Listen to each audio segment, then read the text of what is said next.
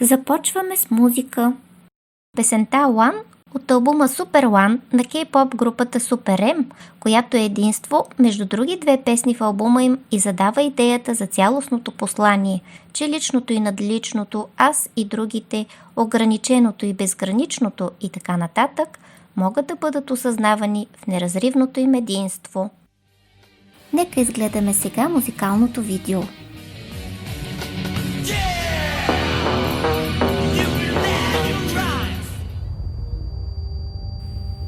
Интересен завършек, нали? Концепцията на групата вплита идеи от филми като Матрицата и Генезис, така че с музиката, която е сигнала да се събудим в друга реалност, като се освободим от ограниченията на старото мислене и възприятие, накрая все пак можем да сътворим заедно новото небе и земя, където всички осъзнаваме, че сме неразривно свързани. Примерно казано като интерпретация. Озаглавих моето въведение по нотите на съдбата, така че нека да ги последваме. Събрали сме се в днешния ден по идея на Free Vision Media, затова ще ви запозная накратко с пътя от Велни до събитието днес, с което отбелязваме Световния ден на веганството, който за България е ден на народното будителство. Моцарт е голямата ми музикална любов още от тинейджърските години, която влезе дълбоко в душата ми благодарение на великолепния труд на Чичерин, създаден в последната година от живота му и буквално писан от предсмъртното му легло под формата на писмо до брат му. Писмо от стотици страници, превърнало се на практика в един от най-емоционалните и задълбочени трудове, посветени на Моцарт. Това беше едно от първите четива, поднесли ми живо и напоително образа на единството в противоположностите с обрисуването на характера и музиката на Моцарт. И за да усетите колко плам и дълбочина е излял Чичерин в това писмо, с което искал да остави свидетелство за изследванията си, защото така и не е намерил време преди болестта си да пише по темата, подбрах един хубав отказ. Цитирам: ще припомня разказа на Рохлиц за прощаването на Моцарт със семейството на кантора Долес, диригент на хор в Лайпциг. В момента на прощаването с него Моцарт написал два канона. Единият елегичен, другият комичен. Прощавайте, ние ще се видим отново и поплачете още като стари жени. Всеки от тях звучал прекрасно, а когато изпели заедно двата канона, се получило не просто полифонично съчетание на различни теми, а пълно органично единство на слели се противоположности. До толкова странно, поразително, особено дълбоко, разтърсващо, че всички били страшно развълнувани, а самият Моцарт бързо извикал «Прощавайте, деца!» и избягал.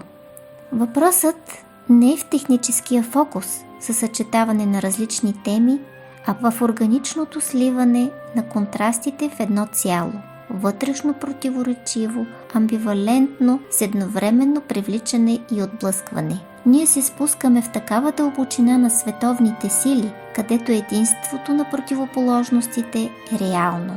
Рохлиц завършва своя разказ с мисълта, че всеки добър полифоник може да съедини разни теми, но в дадения случай се е получило единно цяло, пълно сливане на различията и в това е, казва той, една от най-дълбоките особености на Моцарт.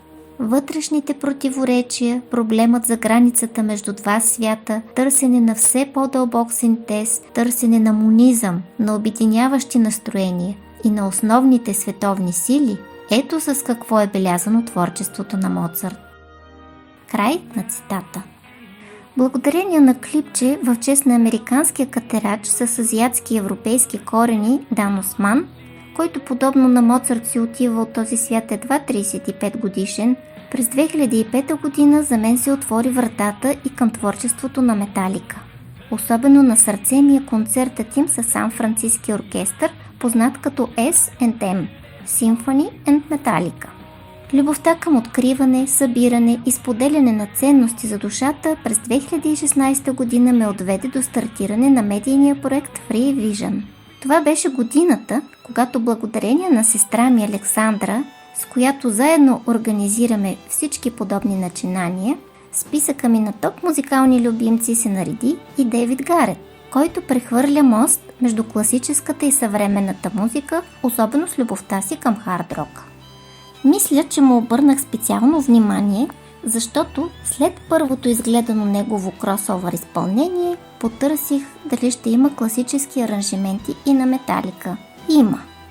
През 2017 година за първи път в живота си изпаднах в истински възторг от поп песен. Beautiful Mess на Борислав Миланов и Symphonix, което е виенското му студио за шведско присъствие, в изпълнение на Кристиян Костов на Евровизия 2017, просто ме отнесе извън времето и пространството на настоящето, както и следващата им песен за Евровизия 2018 в изпълнение на Equinox. И в двете песни можем да разпознаем живяние в реалността на нашето време копнеж за единство, завещан от учителя на човечеството Христос с учението на любовта, отменящо студените закони на правдата, за да намерим топлината на прощението и помирението. И все пак, огънят на прозрението и мъдростта не е още разпален, макар да го има търсенето и стремежа натам. Любовта дава устрема, а знанието може и реално вече да осъществява. И така, Кристиян и Beautiful Mess, чрез паралелите към корейския поп, станаха причината да се отвори за мен следващата музикална врата, която събра в едно общо цяло богатството на всичко. Класика, рок, народни мотиви и каквото се сетим. Видимо и невидимо, минало и бъдеще, любов и знание, изток и запад, с невероятни концепции за реално въздействие и подем в света. Става въпрос за продукцията на SM Entertainment, внасяща енергии за супер синергия под формата на така наречената корейска вълна, на корейски Халю. Интересът ми беше спечелен спонтанно най-първо от EXO, а когато след време открих първата същинска кей-поп група, наречена Hot, с която се изстрелва в света Халю, почти онемях от културния шок да чуя любими акорди от Моцарт или Бетовен в редица от песните им, заедно с хард-рок рифове и наситени с ценности текстове в допълнение.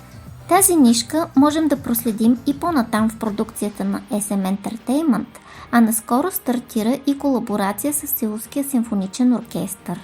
Когато презентира през 2019 година на Световния форум на знанието в Сеул най-новата група на компанията, Super M, формирана в съдружие с американския клон на Universal Music, родителят на корейската вълна Исуман споменава, че този проект може да внесе синергия между изтока и запада.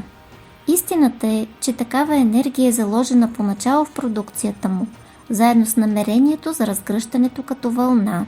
И активността на иновативната му New Culture Technology система далеч не е единствено в областта на поп-музиката, но там е най-видима. Учителят на мъдростта Вакло Штолев неведнъж е обръщал внимание да се учим да разчитаме глиптираните енергии и в националните гербове, например, или националните флагове. Затова не мисля, че случайно именно от столицата на Корея навлиза фокусирано в масовото съзнание на човечеството тази идея за суперсинергия. Хармоничното единство на Ин и Ян в техния флаг е придружено съзнанието на живота на Идзин, на фона на божественото бяло, което като светлина е сбор от всички цветове на дъгата. В днешния ден се опитваме да приложим в реалността нещо от тази идея. И за да свържа някак естествено всичко това, ми хрумна да ви запозная с една интересна реална история като пример за плодовете на будителството като енергия. Историята на Нели и Ели от Варна. Майка и дъщеря, класически музиканти, свирят и двете на виолончело, които живеят от почти 14 години в Корея и на чието влог попаднах наскоро в една фейсбук група за веган рецепти. Споделяха рецептата си за веган кимчи, а в едно последващо видео споделиха и историята си какво ги е отвело в Корея. История за едно спонтанно будителство, което променя съдби. Класическото е ядката на ценностите, домът на душата, можем да кажем. И понеже отново класическата музика е водещата нишка в историята, озаглавих тази презентация именно по нотите на съдбата. И така, историята. Всичко започва с майсторски клас по виолончело при корейски преподавател, който така впечатлява Ели и Нели, че започват да се интересуват от Корея по принцип. Тогава забелязват, че имат в пакета на кабелната си телевизия канал Ариранг, който се оказва корейски. Става им интересно да гледат предаванията и да следят прилежно уроците по корейски език в едно от тях. Един ден обаче идва неприятната новина, че каналът е свален от ефир по преценка на оператора МСАТ.